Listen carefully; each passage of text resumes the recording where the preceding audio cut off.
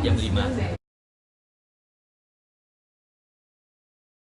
Baik, kita berlanjut nih Pak ke sesi selanjutnya. Seperti yang tadi Valdo sudah bilang, kita nggak cuma ingin teman-teman semua menyalurkan suara, datang ke pemilu, mencoblos, tapi juga kita ingin teman-teman semua itu menjadi pemilih yang cerdas, begitu ya, informed voters. Dan ini juga Pak atau Valdo juga dari studi yang diadakan oleh dari Divisi Pendidikan dan Kajian PPI UK, ternyata hanya 47% dari responden yang merasa mereka cukup memahami isu-isu dalam pemilu ini. 83% dari mereka merasa calon legislatifnya itu tidak mendengarkan aspirasi dari mereka. Dan mayoritas dari mereka, hampir 80%, katanya mereka belum mengenal caleg yang akan dipilihnya. Dan ini semua cukup mengkhawatirkan karena ternyata mayoritas dari teman-teman pelajar Indonesia yang ada di Inggris ini semuanya bersemangat untuk menyalurkan suaranya. Jadi semangat ini belum diimbangi dengan pengetahuan tentang isu-isu, kasarnya seperti itu. Valdo, kalau menurut pengalaman Valdo nih, sebelumnya kan pernah ikut pemilihan di PPI UK, terus sebelumnya ikut di BEM gitu. Kira-kira faktor apa sih yang bikin seseorang itu dipilih? Padahal kalau kita semua di sini kan kayaknya pemilih di Indonesia di sini belum tahu banget calegnya kayak gimana. Sebenarnya kalau mau dipilih seharusnya faktor apa sih yang bakal bikin orang pilih calon legislatif itu? Iya, jadi menarik sih kalau kita melihat hasil riset PPI bahwa ya Divisi Kajian Pendidikan bahwa optimisme besar, keinginan untuk meramaikan pemilu besar, tapi ini tidak diimbangi dengan pemahaman yang baik. Jadi kalau seandainya ibarat kita lagi nyetir gitu, kita tuh nyetirnya ngegasnya kencang tapi berarah ke jurang. Nah ini kan bisa jadi sesuatu yang bahaya sih. Ya. Jadi kalau saya nggak tahu apakah pemilu itu sama pemilihan saya dan Ray ketika PPIK gitu atau ketika di kampus. Tapi pada dasarnya memang yang namanya voters, ya pada karakter dasarnya ya mereka menantikan kedatangan sih sebenarnya, dan menantikan kedatangan para calon. Ya, jadi kalau saya calonnya nggak datang gitu, ya kalau bahasa kasarnya anak-anak ya ketika saya tanyakan satu-satu, boro-boro saya mau ngecek website gitu kan, ya, yang butuh suara siapa gitu kan. Nah ini merupakan PR dan catatan sih untuk para calon ya menurut saya gitu, karena suka nggak suka mereka harusnya datang approach untuk para pemilih. Dan juga dari kita PPUK kan juga berpikir ya kita oke lah gitu, calon dengan keadaan seperti ini. Ya kita pun dari PPUK akan coba nge-push gimana caranya informasi terkait siapa yang harus dipilih, gagasan yang mereka bawa apa, itu tuh tersampaikan. Ya kita masih punya waktu sih sebenarnya 2 minggu lagi untuk mencerdaskan gitu. Jadi mungkin dari PPUK sendiri saya pun mungkin nanti kita akan diskusi lagi sama pendidikan kajian, kita mungkin akan mengarahkan membelokkan sedikit tujuan kita, karena kita anggap kalau seandainya udah 80% yang tahu, ya setidaknya mereka udah paham kalau ada pemilu.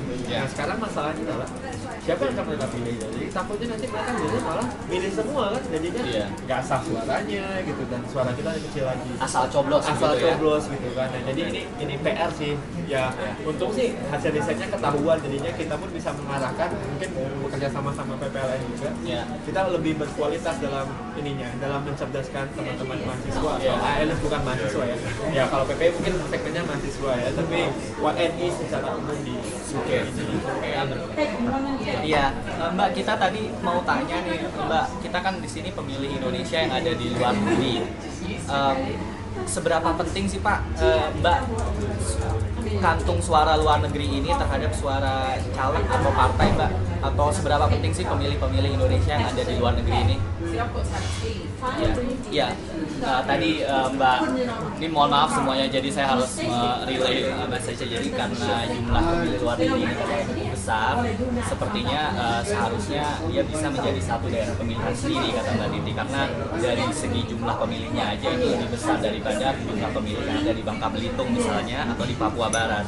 Dan menurut teman-teman Bapidem, ini salah satu hal yang perlu dievaluasi, dan mungkin kita semua setuju suara di luar negeri ini bukan masalah penting atau enggaknya, mungkin seperti yang kita semua tadi sepakati bahwa yang penting adalah ini gimana kita memproteksi suara teman-teman semua yang ada di luar negeri supaya bisa menyuarakan haknya pada saat pemilihan nanti. Begitu ya Mbak Titi ya.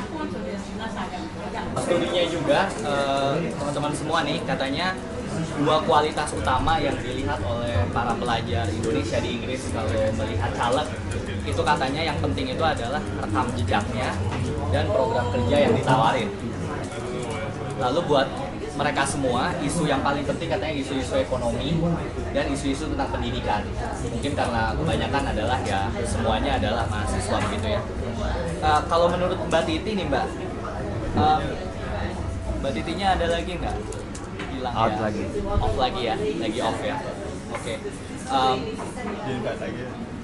Ya Mbak Titinya lagi nggak ada nih. Oke, itu tadi apa namanya? Jadi rekam jejak program kerja adalah dua kualitas utama yang dilihat oleh para pelajar Indonesia di sini, dan isu ekonomi dan pendidikan adalah dua isu yang paling penting katanya ingin mereka dengar dari calegnya. Kalau dari segi KPU atau PPLN di sini nih Pak Masau, kita balik lagi. Mungkin tadi Pak bisa sekalian dikasih tahu ke teman-teman semua websitenya Pak atau email yang perlu teman-teman pelajar Indonesia semua yang di sini tahu supaya mengetahui apa namanya kandidat yang akan mereka pilih, programnya itu apa Pak?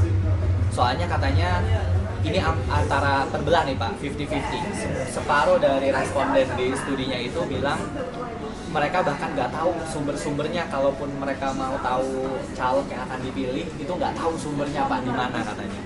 Mungkin ada satu website Pak yang mudah diingat oleh teman-teman semua sehingga mereka bisa langsung lihat. Ya, mungkin lebih jelasnya website yang bisa diakses adalah satu sumber adalah websitenya KPU. Website KPU Pak ya. Di situ langsung cari cek. Di situ ada daftar calon tetap di mana dapil 2 yang mewakili luar negeri bisa kita lihat. Jadi daftar calon tetap itu untuk seluruh calon di wilayah Indonesia. Tapi untuk pemilih luar negeri adalah dapil 2 Jakarta Selatan, Jakarta Pusat dan luar negeri itu dapil. Oke, ini kita ada informasi juga nih. Jadi website KPU itu adalah www.kpu.go.id. Jadi teman-teman semua bisa melihat di www sekali lagi saya sebutin www.kpu.go.id dan langsung melihat di situ daftar calon tetap dari dapil 2 DKI Jakarta. Bisa lihat di situ.